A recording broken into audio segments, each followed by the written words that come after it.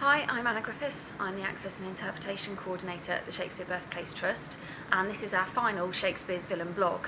And for it, we're looking at Edmund, who's the bastard son of Gloucester in Shakespeare's King Lear. Shakespeare's main source for the story of Gloucester and his two sons, Edgar and Edmund, can be found in Book 2, Chapter 10 of the Arcadia by Sir Philip Sidney. Now, Sir Philip Sidney was a very prominent Elizabethan figure. He was a courtier and a soldier, as well as a writer. And his longest piece of work, which was dedicated to his sister, the Countess of Pembroke, is the Arcadia, and it was published in 1590, 4 years after his death.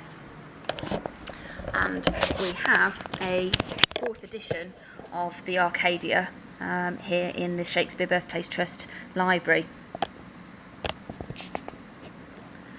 I also have here with me a document from our archive, and these are notes for a lecture on King Lear, which were written by Sir Sidney Lee between 1880 and 1921.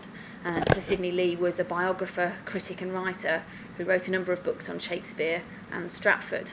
And in this part of the lecture, he's giving an outline of the chapter in the Arcadia from which Shakespeare took parts of his Gloucester story. And it says here, in one chapter of Sidney's romance, we are rather abruptly presented with a blind old man being led by a young man in a terrible wintry weather. They shroud together in hollow rock out of the fury of the tempest. The old man, who was Prince of Paphlagonia, explains that he had a cruel bastard son who had induced him by a desperate fraud to misconceive the character of his legitimate son and to disinherit him. The bastard son deprived his old father of his kingdom and of his eyes. The dethroned monarch is cast forth to live the life of a wandering beggar. The legitimate son, meanwhile, becomes a private soldier in a neighbouring country. But the two fugitives meet and recognise one another, and the son resolves to protect his father. The old man bids the young one leave him to his fate, and in his wretchedness the old man proposes to fling himself from the top of a rock. Finally, according to the Arcadia, the usurped bastard is driven from his stolen throne, and the old man and his lawful heir are restored to their rights.